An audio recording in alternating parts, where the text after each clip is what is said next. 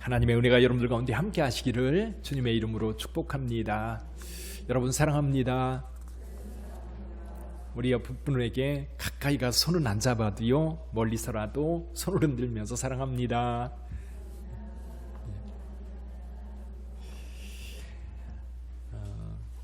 그래도 이 공기 속에 따뜻한 사랑이 서로의 마음을 풍요롭게 하고 따뜻하게 하실 줄 믿습니다. 그 사랑이 여러분들의 삶 속에 늘 있기를 바라요. 오늘 말씀의 중심은 48절 말씀입니다. 48절, 너희는 이 모든 일의 증인이라. 이 모든 일의 증인. 여러분은 증인입니다. 증인이에요. 증인. 그래서 제가 이 말씀을 준비하면서 그 증인을 검색하다 보니까 증인이라는 영화가 있더라고요. 그래서 영화가 2019년에 이한 감독이라는 분이 만들었는데 정우성하고 김향기가 출연하는 영화입니다. 여러분들도 한번 보세요. 그 살인 사건과 관련된 건데요, 살인 사건의 목격자, 유일한 목격자가 이 지우라는 아이입니다. 근데 이 지우에게는 자폐증이 있어요. 자폐아이입니다. 그래서 자폐가 있는 지우가 증언하는 것, 그것이 법정에서 받아들일 수 있느냐 없느냐, 사실은 이런 문제가 있는데, 이제 가족 가운데 자폐가 있는 검사는 이 아이의 말을 믿어요. 그래서 이 아이의 증언이 확실하다고 확신을 하는데 그 이외에 증거가 없는 거예요. 그래서 변호사로, 정우성이 이제 변호사로 나오는데 거기 이제 순호라고 하는 이름으로 나오거든요. 원래 이제 민변 변호사였는데 그 이제 자기 나름대로 신념을 가지고 사역해 왔는데, 일해 왔는데 이게 어렵잖아요. 그래서 그런 신념 다 포기하고 이제 현실과 타협하고 속물이 되기로 결심을 하고 대형 로펌에 들어갑니다. 근데 이 사건을 변호를 맡았는데 이 사건이 그가 출세하고 사람들에게 인정받는 변호사가 되느냐 마느냐 하는 결정적 이제 사건인데, 그러다 보니까 이 변호사도 지우를 통해서 그때 당시에 증언을 듣고 싶은 거예요. 그래서 지우하고 친해지려고 하는데 지우는 자폐증이 있다 보니까, 자폐가 있다 보니까 가까이 하기가 너무 힘든 거예요.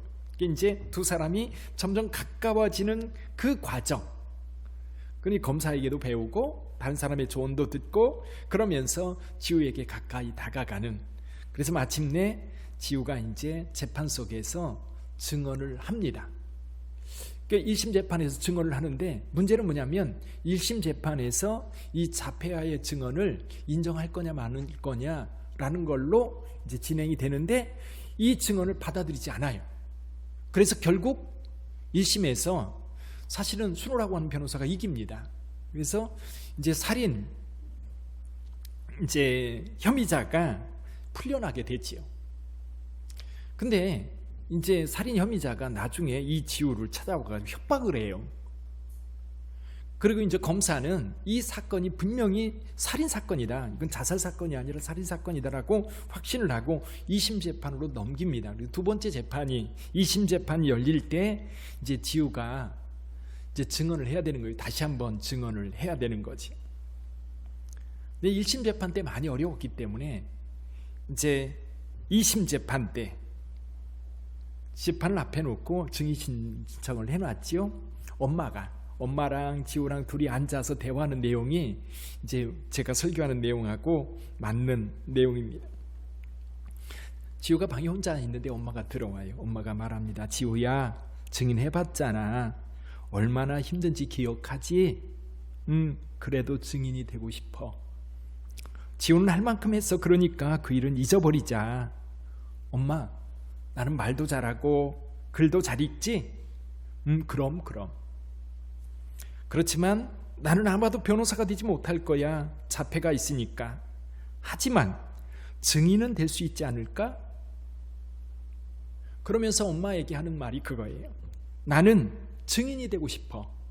증인이 되어서 사람들에게 진실이 뭔지 알려주고 싶어.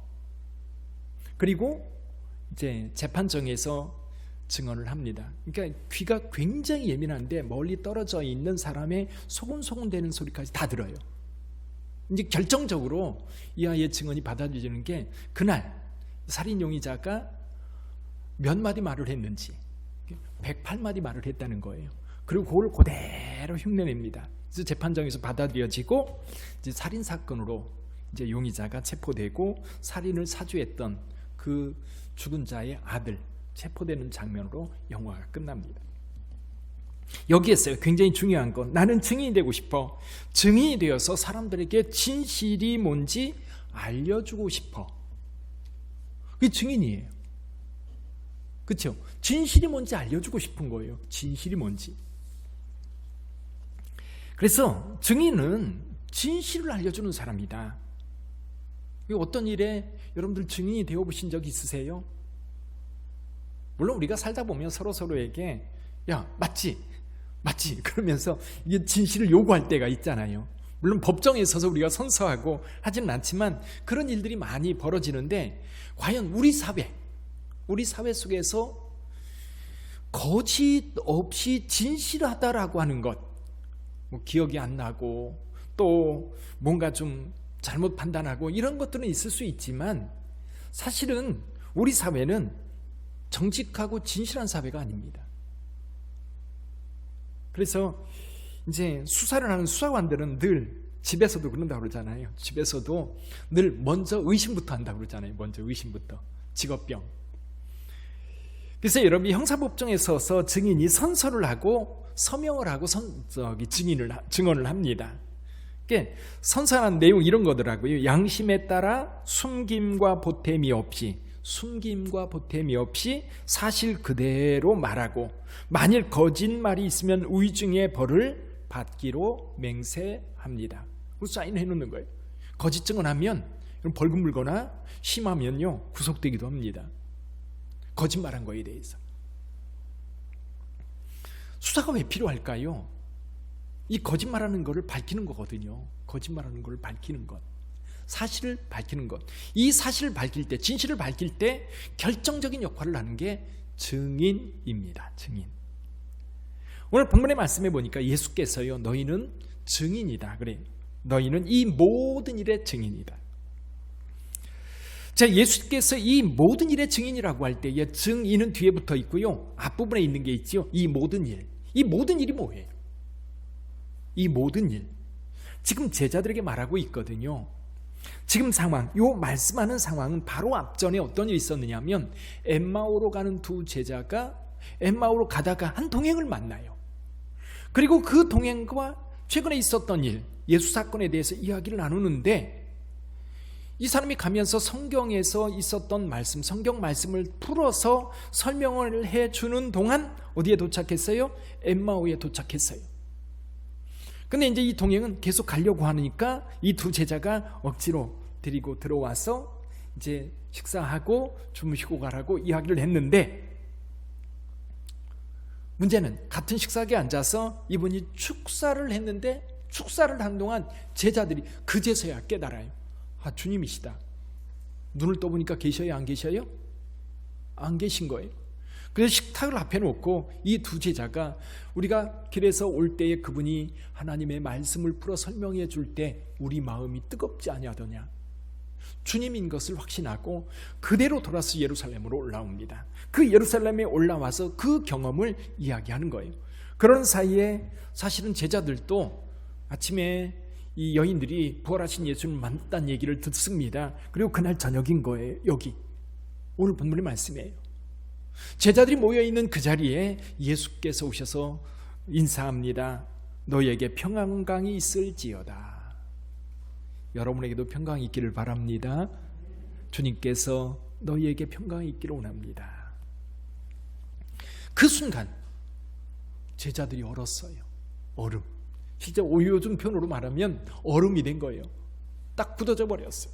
너무 놀랐고 너무 충격적이었어요. 여기 이렇게 말씀합니다. 그들이 놀라고 무서워하여 그 보는 것을 영으로 생각하는지라.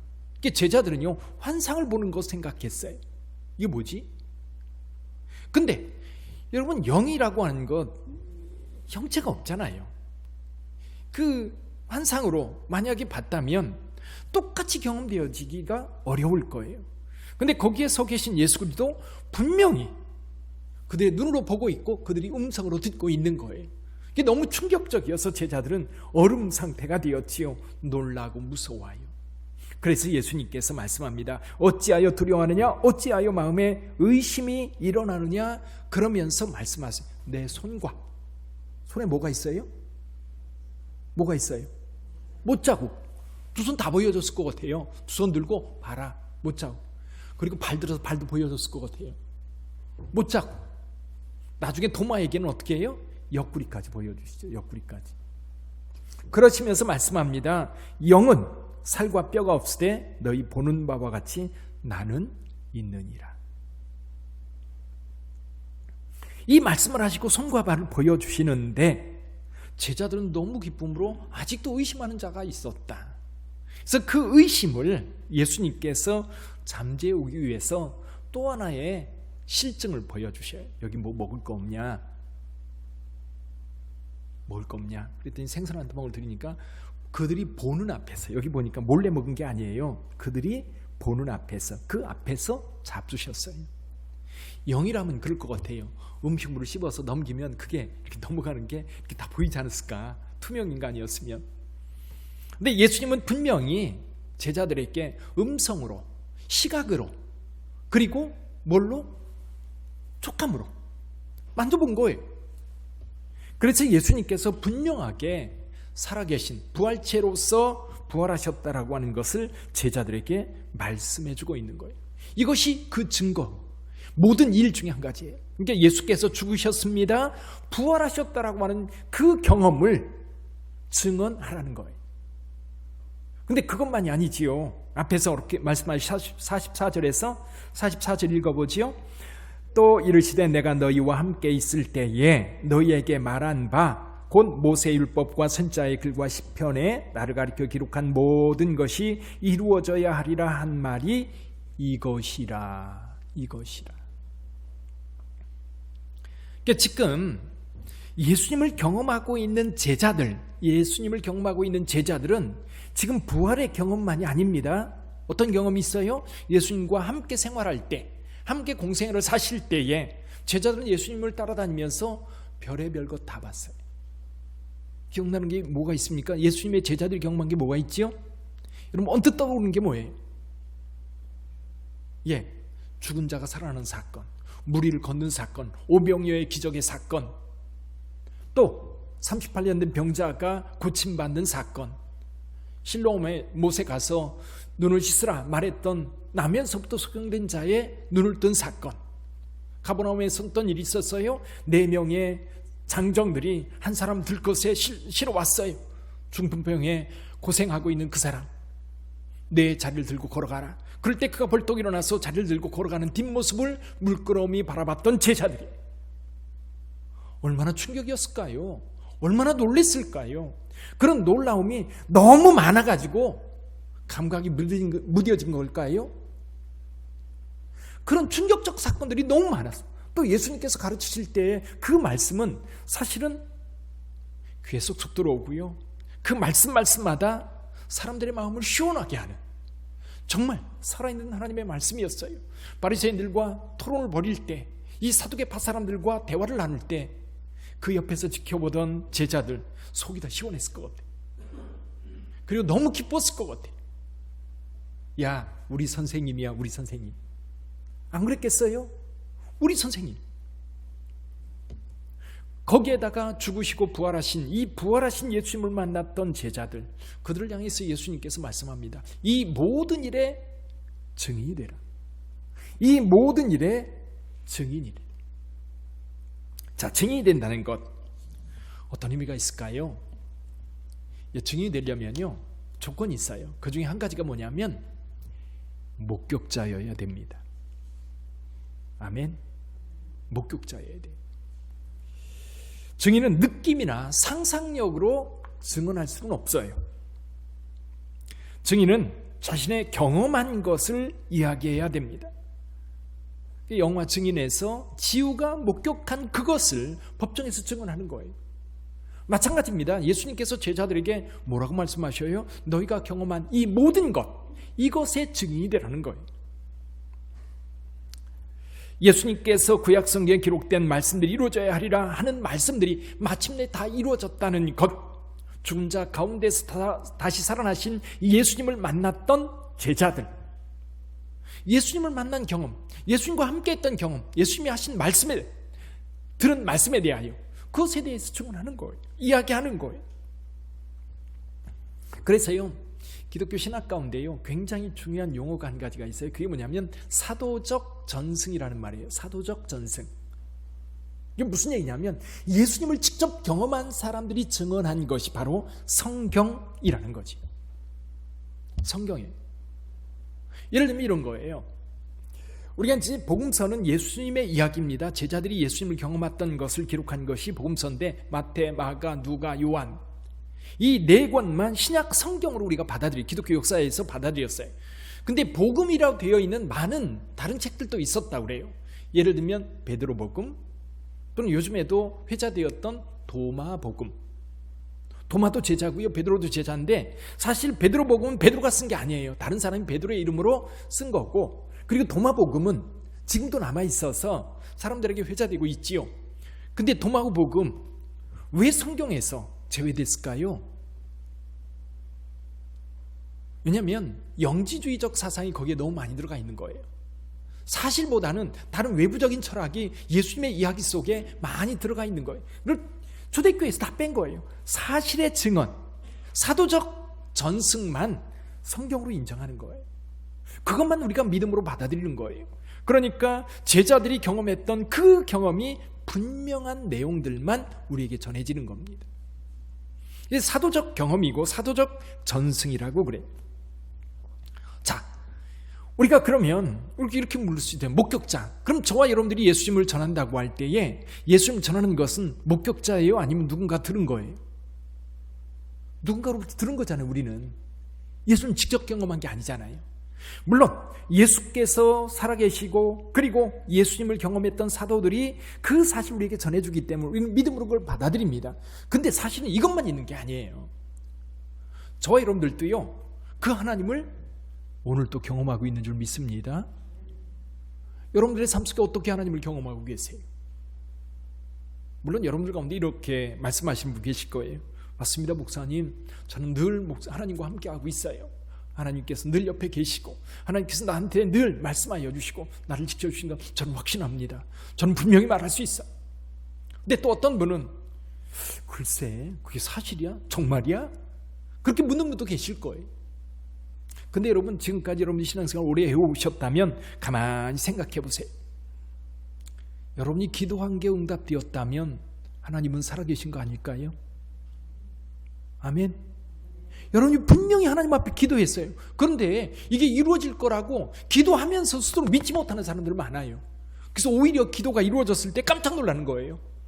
아니, 어떻게 이게 이루어졌지? 내가 기도하고도 내가 이루어질 거라고 확신하지 못한 기도들 많이 있어요. 생각해 보세요. 근데 하나님은 이루어 주셨어요. 또 여러분이 정말 슬플 때 하나님의 위로를 받았어요. 정말 지쳐 있을 때 하나님께서 붙잡아 준 걸 느껴요. 내가 어떻게 해야 될지 몰라가지고 허둥대고 있을 때 순간 하나님이 지혜를 주셔서 잘 헤쳐나갔어요. 저는 느헤미야의 사건을 보면, 느헤미야가 왕 앞에서 왕이 느헤미야의 얼굴을 떨어지게 바라보면서 내가 분명히 몸에 병이 없는데 얼굴이 수척한 걸 보니까 내 마음에 근심이 있음이로다 라고 할 때에 느헤미야가 깜짝, 그래서 속 얘기를 합니다. 왕이 이렇게 얘기를 해요. 내가 내게 무엇을 해주기를 원하느냐 라고 할 때에 묵도하고 하나님 앞에 기도하고 말해요. 하나님이 이루어 주셨어요. 그걸 하나님의 역사라고 여러분들은 믿습니까? 아니면 그냥 어떻게 하다 보니까 이루어졌다고 하는, 우연히 이루어졌다고 생각하세요? 근데 그게요, 느헤미야한테만 이루어진 게 아니에요. 저와 여러분들에게도 이루어진 거예요.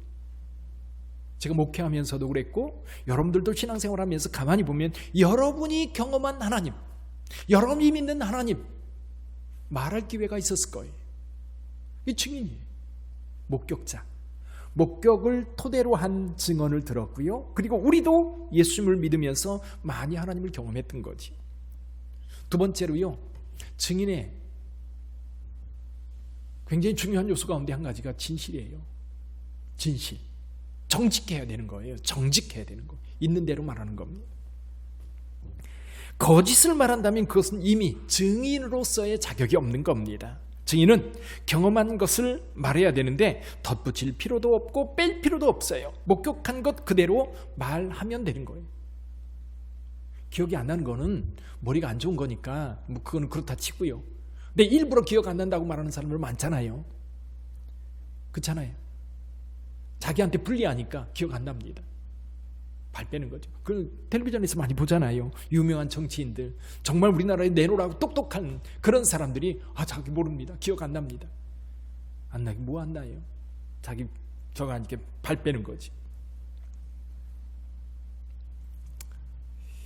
1940년대 미국에서 있었던 일인데요. 노트르담 미식 축구팀이 있었다고 그래요. 그 팀의 센터 포지션을 갖고 있는 프랭크 사만스키라고 하는 사람이 있었습니다. 이 사람이 어떻게 이제 재판에 연루돼 가지고 증인으로 증인석에 서게 되었습니다. 그때 이제 판사가 묻는 거예요. 당신은 노트르담 미식 축구팀의 선수로 출전한 일이 있습니까? 예, 있습니다. 사만스키가 대답했지요. 재판장은 지긋하게 조금은 비웃듯이 이런 표정으로 물었습니다. 그래요? 그럼 당신은 스스로 어느 정도의 실력을 갖추었다고 생각하십니까? 이 청년이 잠깐 사이를 두고 이렇게 대답했어요. 역대 센터들 중 가장 뛰어난 센터라고 생각합니다. 방청객들이 웅성웅성했어요. 그러니까 그 중에 제일 놀란 사람이 누구였느냐면 그 노트르담 그 축구팀의 감독이었어요. 감독이 그 이야기를 들으면서 속으로 이렇게 생각했던 거죠. 저 친구가 평소에는 아주 겸손하여 언제나 스스로 낮추는 사람이었는데 어떻게 저 자리에서 지가 최고라고 말할 수 있지? 도대체 어떻게 된 거야? 어이가 없었어요. 재판이 끝나고 나오면서 물었답니다. 자네 평소에는 그렇지 않더니 오늘 어떻게 내가 최고다라고 당당하게 말할 수가 있지? 어찌 그랬어? 라고 물었던 거예요. 그랬더니 이 사만스키가 이렇게 대답을 했습니다. 저는 재판장 앞에 손을 들고 진실 외에는 말하지 않겠다고 선서했습니다. 그래서 진실을 말했을 뿐입니다. 사만스키는 스스로 자기가 최고의 센터라고 확신을 갖고 이 선수 생활을 해왔던 겁니다. 다른 사람들한테는 그렇게 얘기를 안 했지만 법정에서 내가 진실을 말하겠다라고 선서했기 때문에 진실을 말한다는 거예요. 모든 그리스도인들은 이 진실을 말해야 되는 줄 믿습니다. 결과가 어떻게 되든지 주위에 누가 듣고 있든지 누가 보고 있든지 아무것도 딴 생각했으면 안 돼요. 그냥 진실을 말할 뿐인 거예요. 그리고 그것만 드러내면 되는 겁니다. 나는 내가 최고다, 최고 축구선수다라고 그거 확신했으면 그걸 진실을 말해야 되겠다라고 하는 그 자리에서 진실하게 말하면 되는 거지.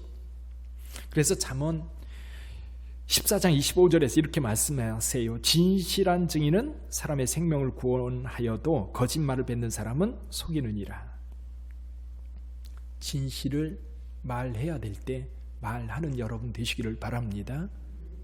그래서 그래요. 우리는 자꾸만 내 이익 생각하고 내 체면 생각하고 그 결과가 어떻게 될지에 대한 생각을 하니까 자꾸만 딴 얘기하는 거예요. 자꾸만 속이는 거예요.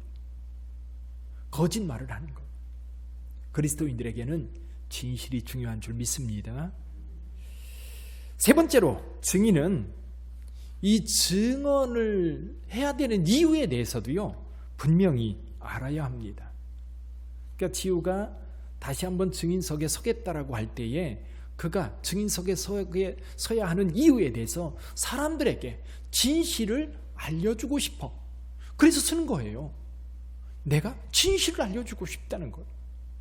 물론 자기는 말하고 싶지 않은데 억지로 끌어다가 증인으로 세우는 경우도 없지 않아 있긴 합니다. 물론 예수님께서 명령하셨기도 하고요. 자, 우리는 세상에서 예수 그리스도의 증인으로 살아가야 돼요. 근데 그 증언 가운데 한 가지가 뭔 줄 아세요? 내가 예수를 믿고 있다는 사실이에요.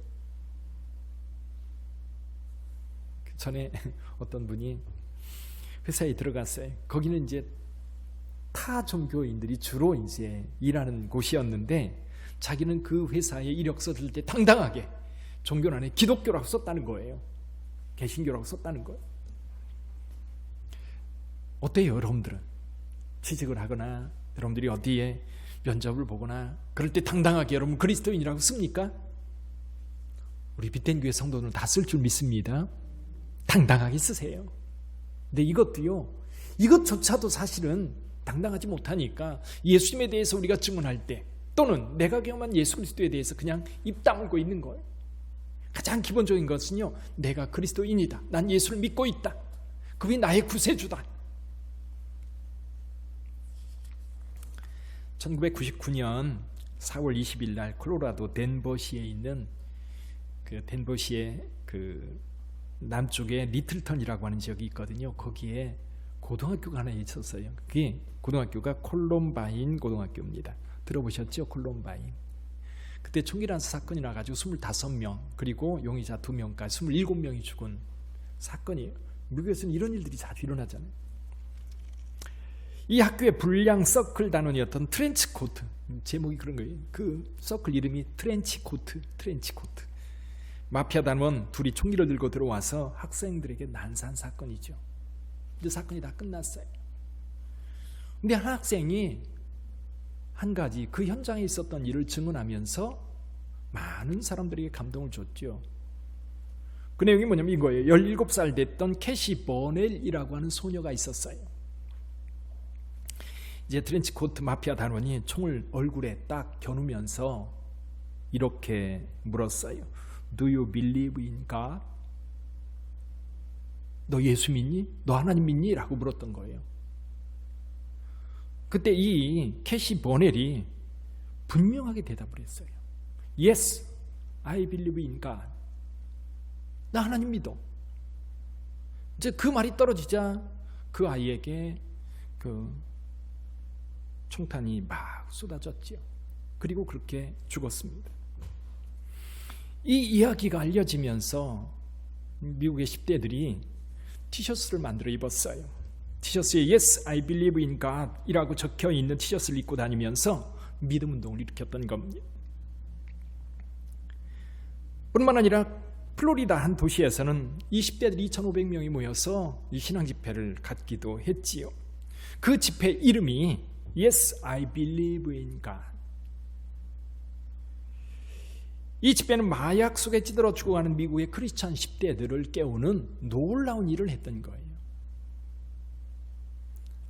생각해 보세요. 총뿌리가 겨누어져 있는 상태에서 너 예수 믿니? 의미는 뭐예요? 너 예수 믿으면, 너 하나님 믿으면 죽일 거야 라는 무언의 압력이 주어졌던 거잖아요. 그 자리에서 당당하게 Yes, I believe in God 이라고 말할 수 있는 사람, 우리는 어때요? 회사에서 불이익당할까봐, 친구들에게 조롱거리가 될까봐 우리는 당당하게 말하지 못할 때가 얼마나 많아요. 근데 그것으로 인하여, 그 예수를 믿는 것으로 인하여 우리는 많은 복을 누리면서도, 많은 은혜를 누리면서도, 많은 축복을 받았음에도 나 예수 믿어서 이렇게 된 거야, 나 예수 믿어서 이렇게 잘 된 거야, 그렇게 말하기가 좀 꺼려지는 것이 오늘 우리의 분위기 아닐까요? 사랑하는 성도 여러분, 우리는 복음을 받아들여서 경험한 사람들의 증언을 믿음으로 받아들였고요. 그리고 오늘 또 여전히 함께 하시는 하나님을 믿고 있습니다. 그럼 어떻게 증언할 수 있어요? 증인으로서 어떻게 살아갈 수 있어요? 첫째는 말하는 겁니다. 말하는 거예요. 나 예수 믿는다. 그분은 나의 구세주다.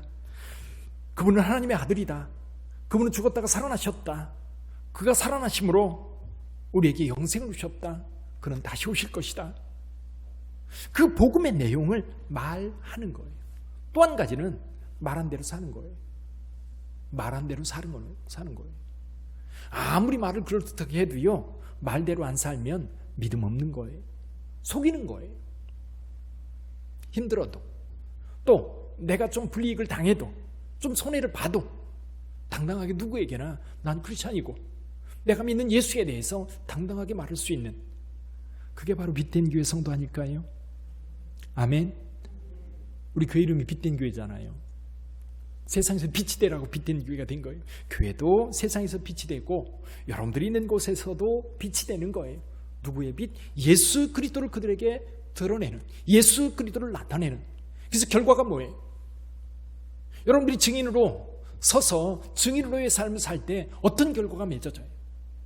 진실이 밝혀지고요, 그 진실 속에서 예수 그리스도를 믿어 구원에 이르고 생명을 얻게 하고 영생을 얻게 하는 결과로 나타나는 거예요. 내가 이 빛을 드러내지 않고 숨겨놓으면 여러분 거룩한 길로, 구원의 길로, 생명의 길로 갈 사람들을 그 진실을 알려주고 바른 길로 가게 해야 되는데, 이게 안 된다면 우리의 사명을 다하지 못하는 거지. 그래서 우리가 신앙생활하면서 우리가 받은 복, 우리가 받은 은혜, 우리가 받은 축복, 그것이 예수 그리스도로 말미암아 주어진 거라고 한다면 오늘도 여전히 여러분들이 어딜 가든지 당당하게 나는 크리스찬이요, 내가 믿는 예수는 이런 분이요 라고 말할 수 있는 저와 여러분들이 되기를 주님의 이름으로 축원합니다. 기도하겠습니다.